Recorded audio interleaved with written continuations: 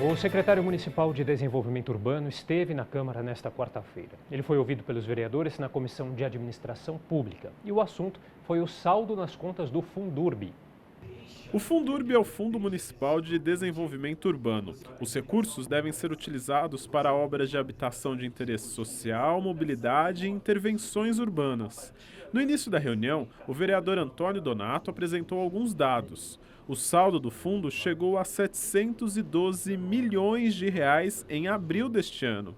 Segundo o vereador, esses valores não estão sendo utilizados por falta de projetos do executivo. A prefeitura não é banco, ela arrecada impostos e no caso do Fundurb é um fundo basicamente das outorgas onerosas, ou seja, os prédios que são feitos acima de determinado limite de metragem tem que recolher um valor para esse fundo. A média que nós levantamos ao longo de vários anos, a média de saldo em abril do Fundurb era de 200 milhões.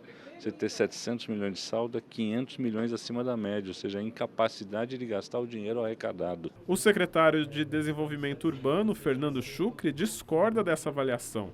Para ele, a prefeitura tem adotado o planejamento adequado.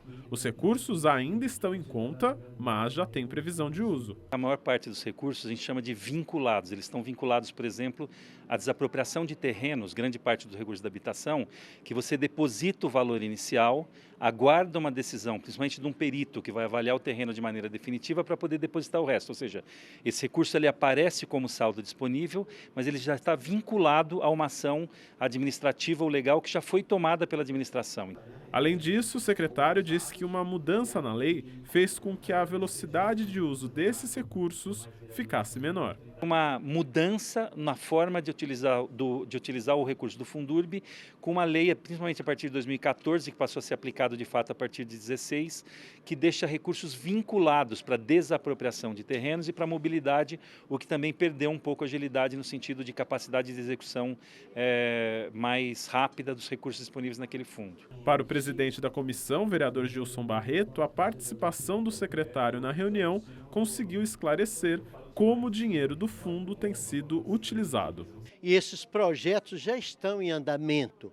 Quando existe alguma área que precisa ter um investimento desse dinheiro, como algumas questões no centro da cidade, na periferia também, isso está sendo investido e bem direcionado.